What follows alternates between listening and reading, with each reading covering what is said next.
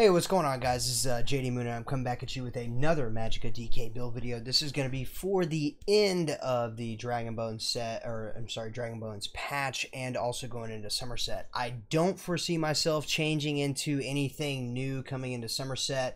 I see a couple of trait changes maybe coming to this setup that I currently have, but right now, personally, guys, I don't think there's anything better than what I'm running right now when it comes to damage or survivability in open world Cyrodiil. Okay, that's just me personally, but let's go ahead and we're going to dive into gear, stats, and CP, all that good stuff. Okay, we're going to really jump into that. So I really want to get into the meat of my build and what I'm running. So let's go ahead and we're going to dive in, of course. So here we go. And now, as you guys can see, of course, my staple is on my character, which is my favorite Monster Realm set in the game. It is Bloodspawn. I run 2 heavy impin. Both these are going to have max Magicka glyphs on them. Now, moving on to the body and the other sets that we have, we're running Rattle Cage and Trainee. So I've got 3 pieces of heavy Rattle Cage. It's going to be chest, pants, and feet, and then I've got 1 light Trainee sash and 1 medium Trainee bracers. All these are going to be impin and max Magicka as well. And so moving on to jewelry, what we're running is we got the Trainee on the neck, and I've got 1 damage glyph on there, and I've got 2 reduced cost glyphs on these 2 Gem of Curses, which are also going to be arcane. Now, moving to the front bar, guys, I just want to say that I have moved to dual wield. I think dual wield is much better than dual sword and board. I'm liking the damage over the survivability personally on the front bar. Like, just the amount of people I can just nuke with this front bar setup, and just the way I have my whole setup going all together is just, it's amazing. So anyway, so on our main hand, we have a Sword of Trainee. This is going to be Nirnhone. Now, when I designed this build, I had it in mind that I was going to be releasing it to all my MagDK viewers out there and everybody that's going to be running the setup. So what I wanted to do was I wanted to go ahead and I wanted to make sure that you guys were able to buy the weapons. I know how shitty the grind is to try and grind for Rattle Cage. It sucks, and I didn't want to put you guys through that, so this is what I did. I've got a regular Trainee sword. This one came in Trainee. This is trait changed over to Nirnhone.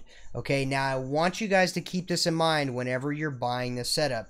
These 2 pieces will have to be trait changed, okay? They're both going to come in training, so you want to make sure that you get your medium hands trait changed, and also your light sash needs to be trait changed, okay?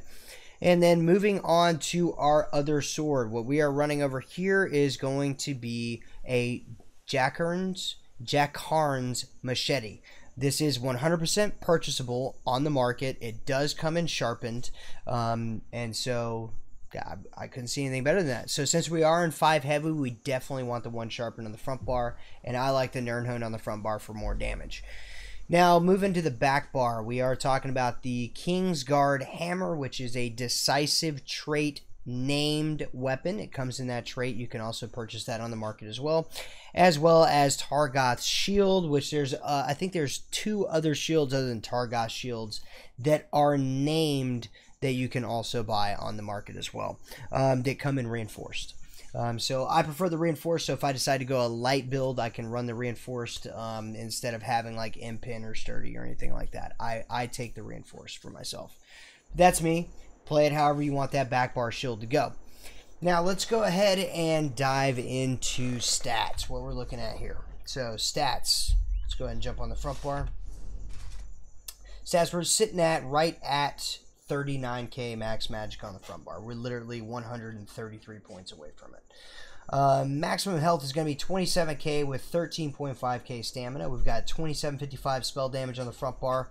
We've got 1349 Magicka recovery. I personally don't have a problem with this kind of Magicka recovery. If you do have a problem with this kind of Magicka recovery, please, by all means, switch this over to a reduced cost glyph and you will be fine. Okay, you're gonna lose a little bit of damage. It's gonna put you right around like 95 on the tip on the tool tip for whip. Okay, you should be able to sustain that, no problem. Like I said, I don't have a problem with the damage glyph on, so that's me. But That's going to be a more experienced Magicka DK player versus a less experienced Magicka DK player. If you're just now new to Magicka DK, you need those 3 reduced cost glyphs.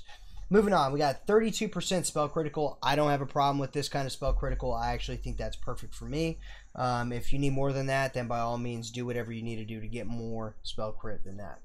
Our health recovery is 528. I will explain to you why our health recovery is 528 here shortly, because we are a vampire, okay? And our stamina recovery is 778. So our spell resist on the front bar is going to be 18.7 and 15.8, both being unbuffed. Now, if we go ahead and buff up and then we go back to that front bar and look at it again, we're going to be 23.9 spell resist and 21.1 physical. Now, moving down, we got 4K spell pin. I like to sit at that. That's perfect for me. If you need more than that, completely understand. I like to be a Dunmer to get that extra flame resist, especially because we are a vampire. And you have to be a vampire anyways because you have to be running Mistform. So, kind of sucks, but it is what it is, and that's what we have to do. So, on our boon, our Mundustone, we're going to be running the Atro. This is going to be crucial to making sure we get the right amount of sustain out of the build. We are a stage 4 vampire. If you want to take that up to stage 3, completely understand. We are running Clockwork Citrus Fillet. That's how we're getting such high health regen. Now, if you guys can't afford the Clockwork City Fillet, which I completely understand, I know a lot of people can't, what you can run instead is Witch Mother's Potent Brew. If you want to run Ghastly Eyeball and you want to run that out there in Cyrodiil, you can actually put on 2 to 3 triple stat glyphs, our prismatic glyphs, and that will allow you to run the Ghastly Eyeball and get you more sustain. You'll be sitting right around like almost 1500 sustain without any buffs. So that's completely up to you if you want to run it that route. Let's go ahead and look at skills. What we're running for skills here. We are running Flame Lash on the front bar. We got a 9900 tooltip with this setup. We are running Burning Embers, Burning Talons, Fossilize, and Inner Light with Leap on the front bar. Now moving on to our back bar, we're running Coag, Dragonfire Scales, and also Volatile Armor with Mistform and Cauterize. I run Bats on the back bar. It changes between Bats and Standard depending on what I need. So, and moving on, let's jump into CP, what we are doing here in CP. So here we are, we're going to jump in here. This is where I min-max everything almost to a T. Hopefully you guys enjoy it. We have 56 points in the Elfborn. That's going to increase all of our critical healing and damage strikes by 20%. This is going to be super crucial to our setup. And we are running 43 points in Elemental Expert to get all of our damage up to 10%. More damage across the board. We're running 29 points in Spell Erosion to help us increase that that spell pin that we are going to definitely need because we are in heavy. We have 56 points in the Master in Arms. It's going to increase our damage done with direct damage attacks by 20%. That's going to increase our whip and also our leap, and also one part of both Burning Embers and Talons. Okay, not the dot, just the direct damage that comes from both those abilities. Now, we are running 56 points in Thaumaturge. That's going to increase our dot damage by 20%. It's going to be super crucial to the setup. We're running 56 points in Ironclad to reduce that direct damage by 20%. We have 11 points in Resistant because we have 7 pieces of Impen on, so we don't need more than that. Then we have 56 points into Thick Skinned with 9 points in Elemental, 37 points in Elemental Defender and 37 points into Hardy. We're going to do that split to give us a 9% split on both of those. That's going to reduce that damage by 9%. We have 43 points in a Quick Recovery to increase all of our healing received by 10%. It's going to be super crucial to any Magicka DK build that you want to successfully perform properly. We have 56 points in the Warlord in the Tower Tree, and that's going to reduce our break free cost by 20%. We have 2 points into Sprinter, which is going to reduce our sprinting cost by 1%.